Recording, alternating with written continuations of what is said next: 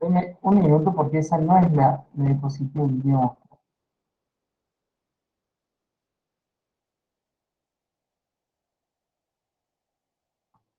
Bueno, ahí estamos.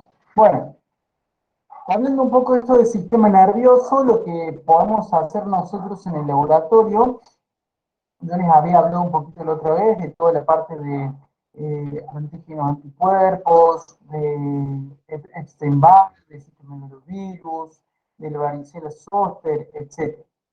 Pero hay un material que a nosotros nos puede llegar al laboratorio que es el líquido cefalorraquídeo. Y antes que esa diapositiva anterior, vamos a mostrar esta, porque, a ver, ubiquémonos un poco qué es este líquido, de dónde lo sacan, quién lo saca, ¿no es cierto?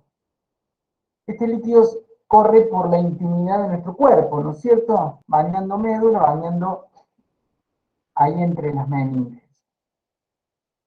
Su extracción, su toma de muestra es muy invasiva, o sea, el médico tiene que perforar la columna vertebral para tomar un poco de este líquido cefalorraquídeo, por lo cual, con todo lo que eso conlleva, no puedo venir al laboratorio y decir, bueno, después en un rato lo vemos, ¿cierto?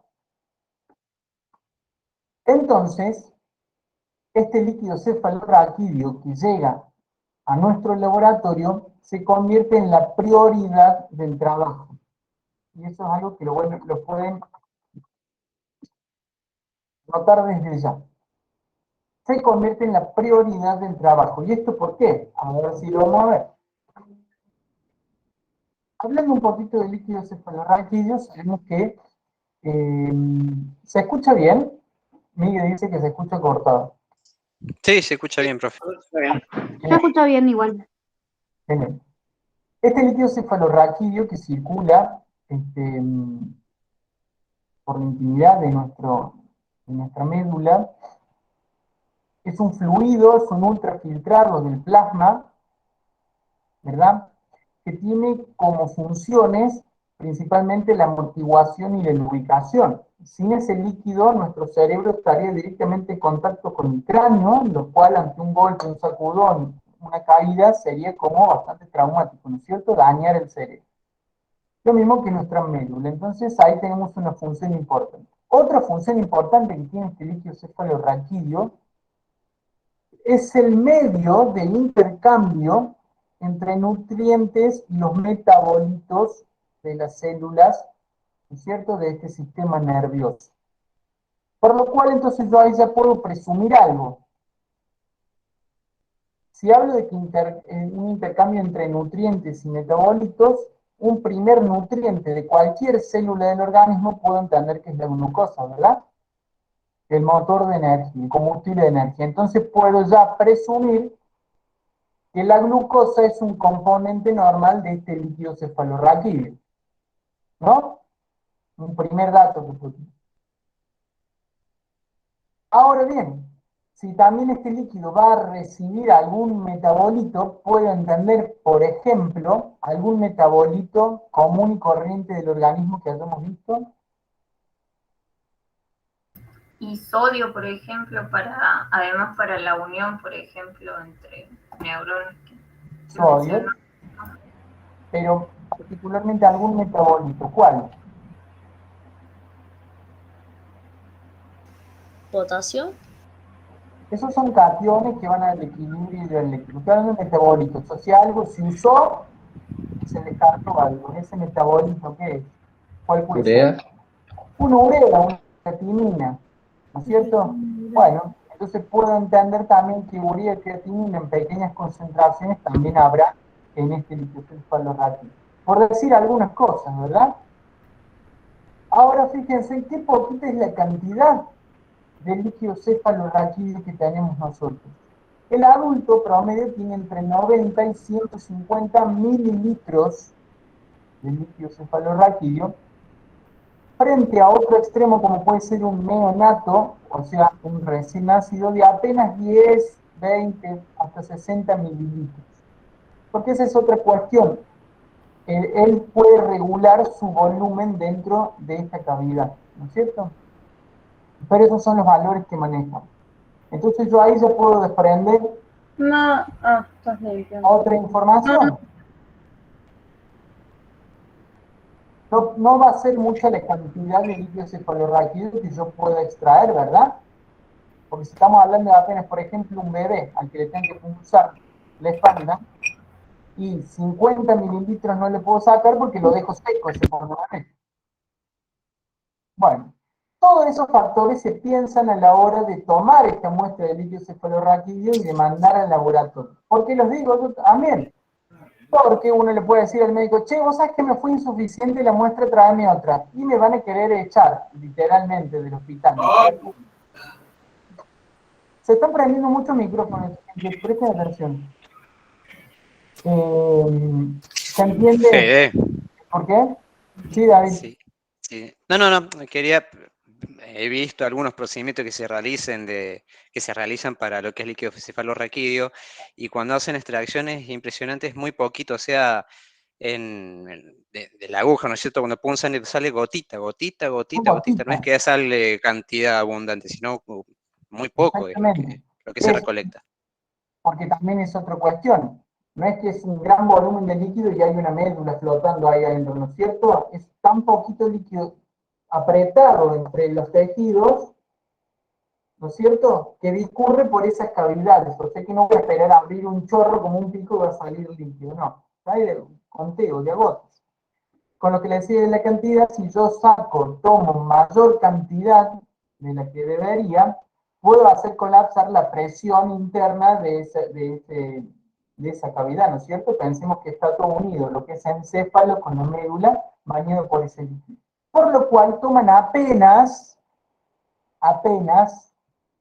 unos mililitros poquitos, y es lo que nos llega a nosotros al laboratorio.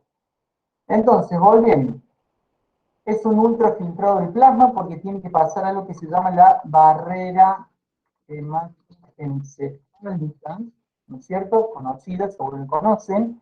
Es una gran barrera ultrafiltrante de todo este plasma que llega, porque a ver, pienso, ¿qué tengo en el plasma? 100 toneladas de cosas, metabolitos varios, fármacos, gases, y, bueno, todo lo que ya hemos visto en composición de la sangre, pero no todo tiene que estar en el líquido cefalorraquídeo. Apenas el agua, apenas unos iones, apenas la glucosa, alguna proteína de bajo peso molecular, pero no más que esas cosas. Sin embargo, por ejemplo, el alcohol que nosotros tomamos con una cerveza o un buen vino, sí pasa la barrera hematoencefálica, por ejemplo, y puede estar presente en este líquido cefalorraquídeo. Algunos fármacos mientras pasan esta barrera hematoencefálica. Pero bueno, puse ahí como una composición de lo más común conocido que hemos nombrado nosotros hasta ahora. Ahora bien, lo que veíamos ahí, decía recién David, esta recolección de líquido cefalorraquídeo se toma por punción lumbar. Ahí hay un esquema, puede ser el paciente acostado o de posición sentado. El adulto se toma entre la lumbar tercera y la lumbar cuarta, y en los niños pequeños entre la lumbar cuarta y la lumbar quinta. ¿Sí? ¿Esto por qué?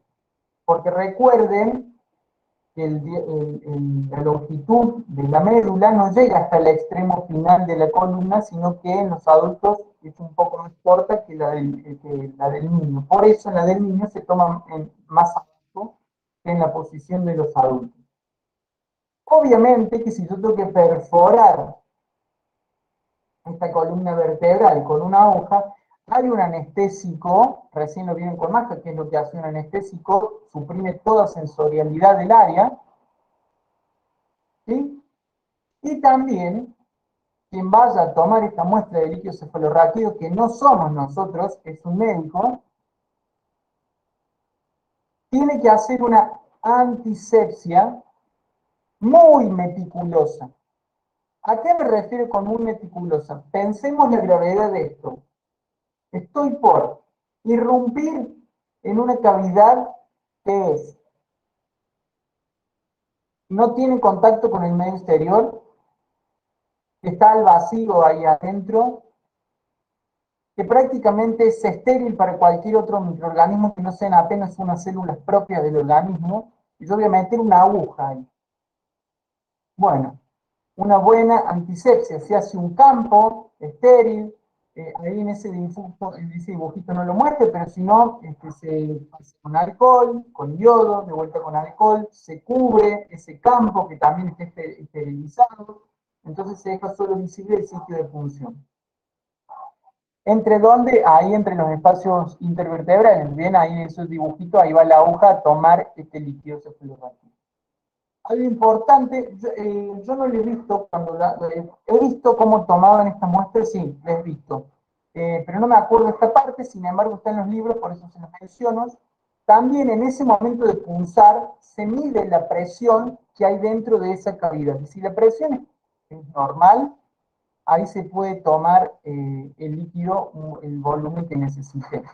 Si no es normal, no se podría tomar esa muestra de líquido cefalorraquídeo.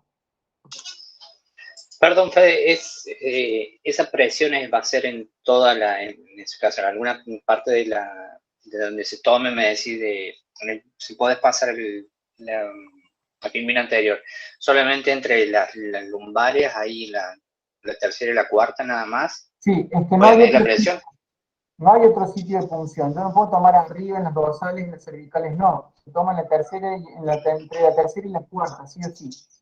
Salvo que la toma de muestras sea por algún procedimiento craneal y lo quieren tomar directamente de los ventrículos, que hay casos, pero por supuesto te podrás imaginar la complejidad que es eso, ¿verdad? O sea, nadie va a abrir un cerebro para tomar muestra de líquido cefalorraquídeo si lo puede hacer desde la espalda. En el hipotético caso que estén haciendo algo en el cerebro, bueno, a ver, aprovechemos y tomemos líquido de aire. Pero muy, muy raro, muy específico, y no es la normalidad. La normalidad es esto, tomarlo de la lumbar, entre la lumbar tercera y la lumbar cuarta. Siempre hablando del adulto, ¿no es cierto? Ahora bien,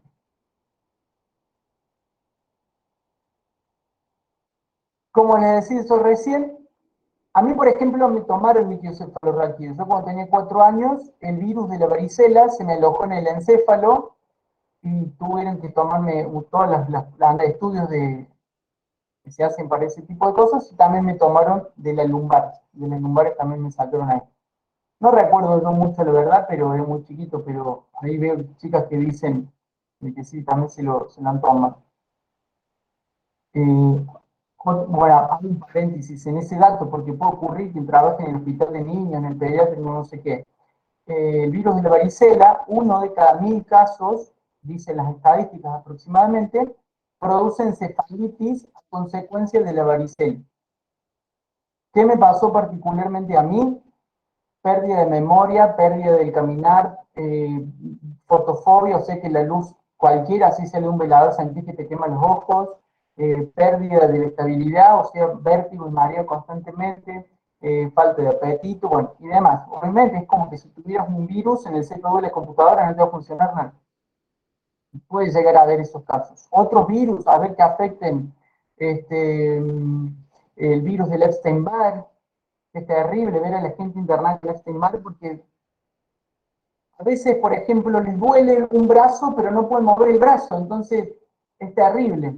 Y vas viendo todas las afecciones neuronales, el citomegalovirus, bueno, hay varios, y nosotros podemos ir dosando todas esas cosas, antígenos y anticuerpos. Volviendo al líquido cefalorraquídeo.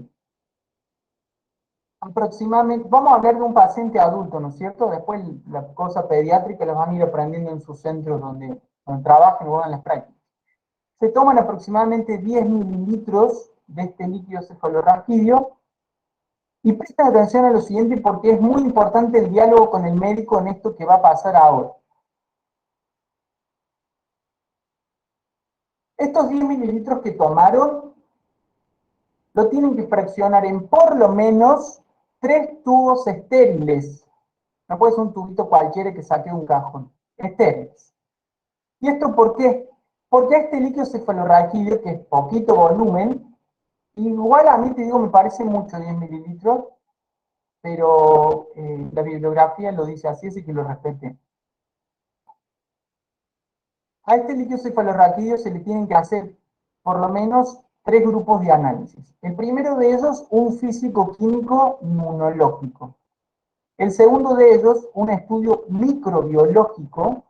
Y el tercero de ellos, un recuento celular. Entonces, pienso, si tengo que hacer un microbiológico, un inmunológico, si ese tubo no está estéril, no me va a servir, ¿verdad?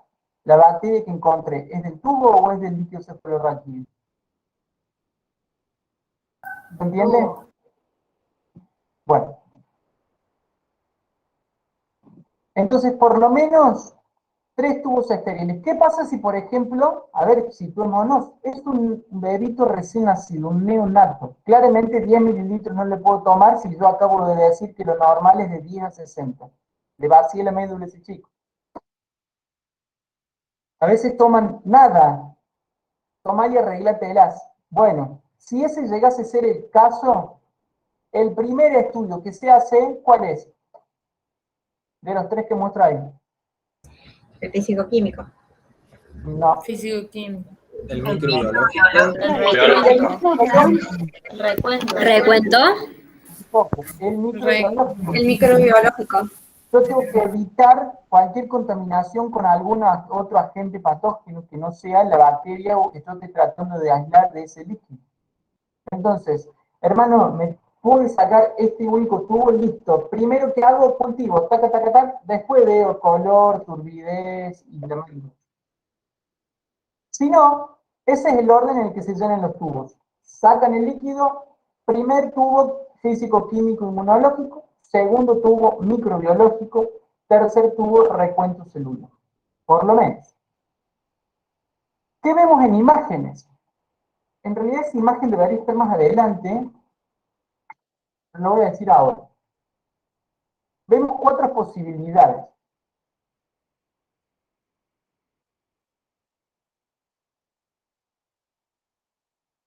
Es que no, vos sabés que sí necesito esto.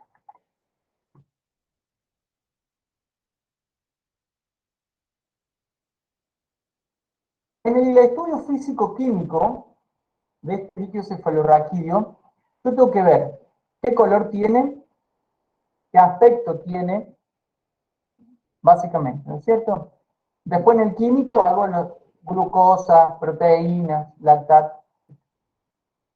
Ahora bien, existe el riesgo de que yo no, el profesional médico, al tomar la muestra,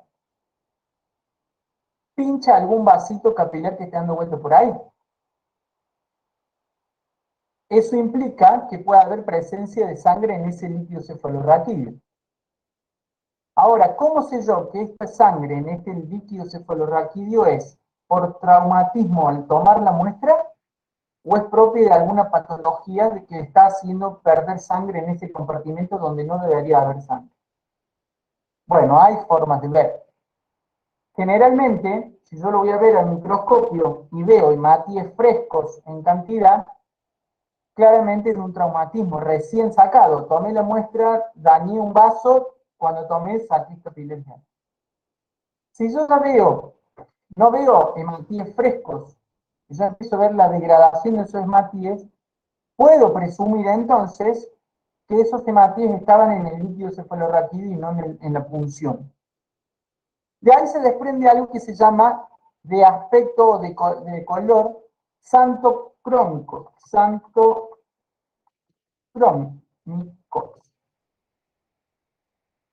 Ese sería el caso número o de la letra C. Se lo ve con un ligero color amarillo. ¿Se ve? ¿Se lo ven el color? ¿Te das cuenta? Sí. Eso implica que hay bilirrubina y restos de esos glóbulos rojos rotos, crenados, lisados en ese líquido cefalorraquídeo. Es muy importante anotar ese color porque yo le estoy dando información importante a mí.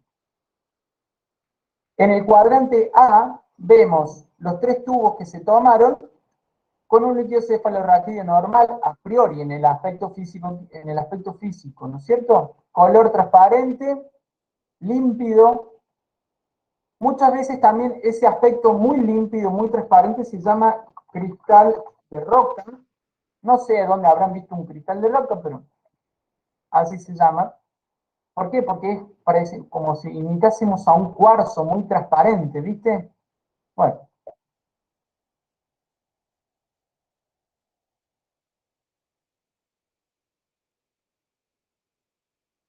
Y eso, esas variaciones de color ahí que ustedes ven rojos y demás, es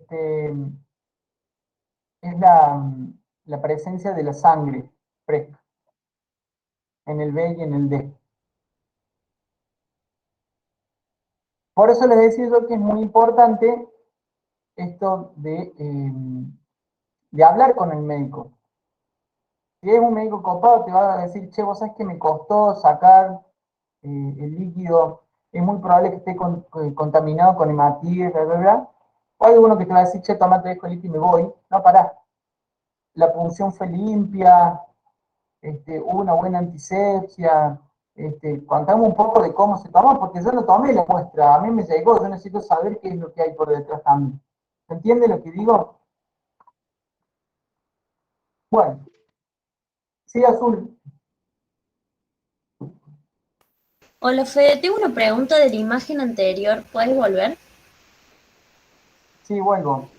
En la imagen B, en la imagen D, ¿por qué los tubos tienen como distintas tonalidades? Porque el primero está como más rojo, el otro más rosita y el último está como más blanco.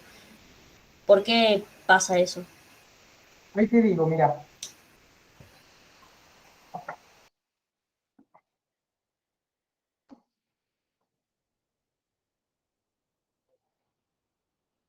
Perdón, tuve que ir a cerrar la ventana. Porque, es buen dato ese Azul que yo no me había dado cuenta. Habíamos dicho, el A era una muestra limpia, uno normal, digamos. El B proviene de una hemorragia fresca, o sea que hay hemorragia adentro del líquido cefalorraquídeo. El C era algo, unas hemorragias viejas, o sea, hay restos del metabolismo, y en el D es por función traumática. Acá te das cuenta, voy a decir, ¿por qué es una hemorragia fresca? Y porque los tres tubos, cuando fue tomada la muestra, tiene la sangre, digamos, pareja en los tres tubitos.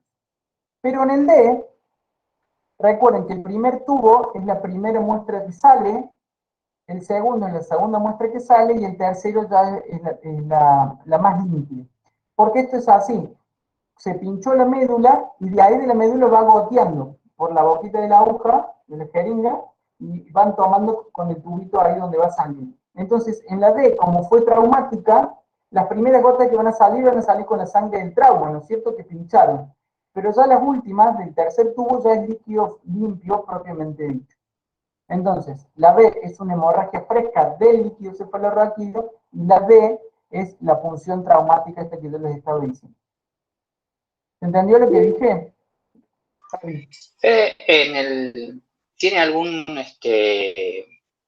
como los anticoagulantes cuando saco sangre, tiene algún preparado para poner en los tubos o van No, directamente en el tubo estéril? van en el tubo porque generalmente no tiene fibrinógeno este líquido cefalorraquídeo, entonces no va a coagular.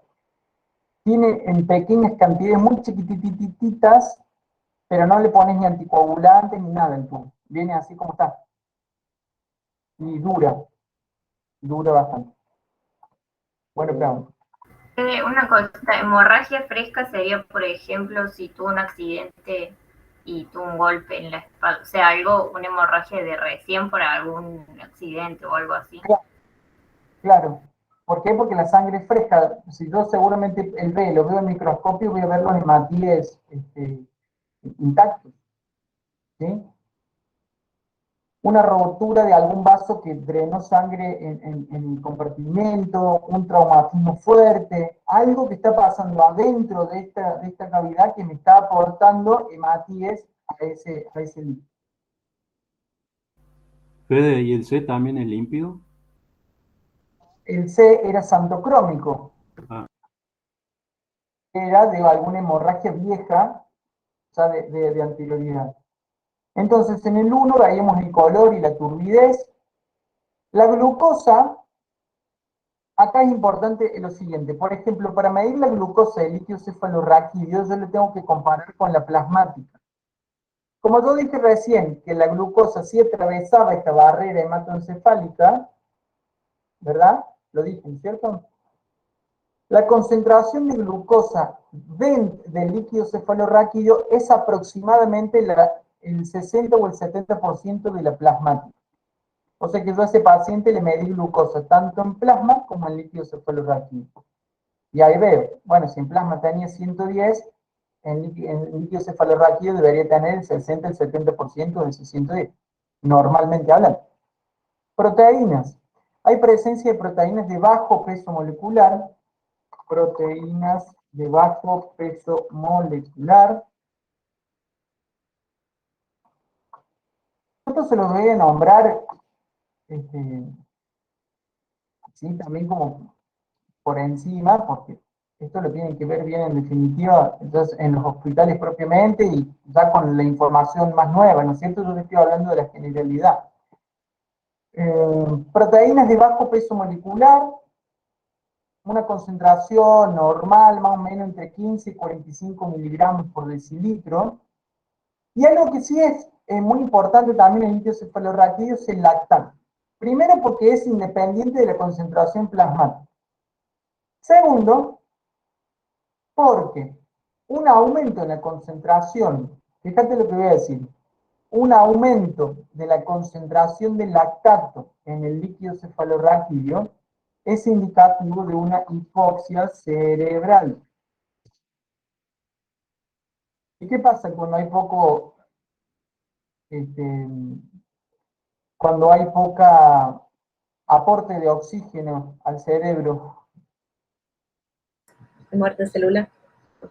Claro, si es muy duradero en el tiempo, digamos, puede haber ya un daño irreversible, ¿no? Viste que el tejido nervioso es muy sensible a la falta de oxígeno. Bueno, Claro, si da la sí, casualidad de por que las mitocondrias que es. sí, primero porque hay, es lo que dice David, hay mucha parte del tejido que es anaerobio la producción, por eso fíjate de concentración ahí, es normal encontrar lactato, 11, 12 miligramos por decilitro, pero un aumento, claramente hay algo más que está produciendo de más y es un riesgo de hipoxia cerebral, una indicación de hipoxia cerebral. Con el segundo tubo, que es el examen microbiológico, lo que vamos a hacer es cultivar ese líquido, tipificar las bacterias, buscar la sensibilidad a antibióticos, vamos a hacer tinciones para ver morfología de las bacterianas, o si la meningitis, por ejemplo, es causada por hongos, una meningitis de origen fúngico, por ejemplo. Y en el tercer tubo, que vamos a hacer el recuento celular, ¿qué deberíamos y no deberíamos encontrar? Primeramente debemos saber que no debemos encontrar eritrocitos, porque todos sabemos desde la normalidad que el eritrocito circula dentro de un vaso sanguíneo. Entonces, si hay un eritrocito en este líquido cefalorraquídeo, encendemos la luz de alarma, ojo, porque no tiene que estar ahí, ¿no es cierto? Pero sí puede haber leucocitos, porque nos acordamos, estos leucocitos andan metiéndose por todos lados del organismo, ¿verdad? ¿Qué es normal encontrar de la serie linfocítica? O sea, linfocitos y monocitos. No estoy hablando de las mismas concentraciones sanguíneas, ¿no es cierto? Pero es posible encontrar linfocitos y monocitos, no así neutrófilos, por ejemplo. Para que se den una idea, no voy a entrar en detalle de cómo se cuenta, cuánto se cuenta y demás, eso lo reservamos para análisis clínicos. Pero sí que necesito que sepamos que, por ejemplo, la relación que vamos a encontrar de linfos es de un 20, un 30% contra apenas un 0,7% de neutrófilos, por ejemplo. Y vos fíjate que en sangre los neutros estaban aproximadamente en un 60%. ¿Se acuerdan de eso? Tienen que ir empezando a correlacionar. O sea que prácticamente ni debería haber neutrófilos. ¿Por qué? Porque una bacteria no debería atravesar la barrera hematoencefálica. Pero ¿qué pasa con un virus que es 100 veces más chico que una bacteria, y es prácticamente ADN recubierto de una proteína, y es más probable, ¿no es cierto? ¿Sí o no? Dígame, estoy diciendo cansada. Pensemos, vamos pensando juntos. Bueno, entonces tiene como una razón de ser que podamos encontrar mayor aporte de la serie linfocítica que de la serie neutrofílica. ¿Entendió eso?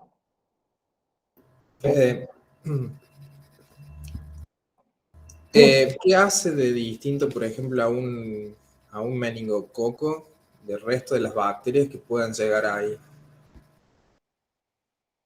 ¿Qué patología causan, decís vos? O sea, claro, de por qué ese tipo de bacterias específicamente sí pueden atravesar la... Y eso no lo sé muy bien. No lo sé muy bien. Sí sé y sé decirte que en la meningitis, que es el caso en el que principalmente se pincha la columna para sacar el líquido, es investigar la presencia de bacterias o de hongos principalmente, ¿no es cierto? No sé decirte muy bien cómo es el mecanismo del meningococo para entrar al líquido y atravesar esa barrera. No sé, Maja, si vos sabés eso. Claramente tiene que haber una predisposición previa, ¿no es cierto? Claro, y además hay una debilidad en la barrera, Previa. evidentemente que puede traspasar ciertas bacterias que se necesita una carga bacteriana también, o sea, una cantidad de bacterias que hayan llegado a determinada área y que puedan pasar con sus toxinas, matar en las células de recubrimiento de la barrera, del capilar, para poder ingresar. O sea, ya han anidado para hacer la destrucción y entrar. Y el sistema inmune está débil, obviamente. Bueno, no sé si hay otra pregunta a esto, si no, Maja, por mi parte, Fede, no está. aparte de la meningitis y de la esclerosis múltiple, ¿alguna otra se pide para algún otro análisis, para alguna otra patología? Y por ejemplo, yo tenía una encefalitis virósica, pero me le pidieron para justamente diferenciar si era viróxica o bacteriana. Y ahí pudieron hacer el diagnóstico de que era virósica y no bacteriana. O sea, claramente hicieron cultivos inmunológicos buscando a ver, che, ¿está alguna de estas bacterias que causan esto? No, no está. Hicieron otros tipos de estudios. Bueno, ¿habrá anticuerpos para el virus de la varicela zoster? Sí, mira, sí los hay, está en alta, claramente es viral, ¿no? Por ejemplo. Pero puede buscarse, ¿saben qué puede buscarse también? En células cancerosas, tumoraciones cerebrales que pueden aparecer en el recuento. Eso no se los dije, mira, al menos hay que Javi metió la pregunta. Pueden aparecer, sí, tranquilamente células tumorales en el líquido cefalorraquídeo. Entonces, veis, ahí tenéis como un abanico de cosas. Producidas por bacterias, producidas por hongos, cánceres de ahí, bueno, obviamente de toda la zona medular y de los ventrículos, sí, sí, sí, y demás. Bueno, bruja, ¿seguimos? Así le digo cariñosamente, no es porque sea bruja.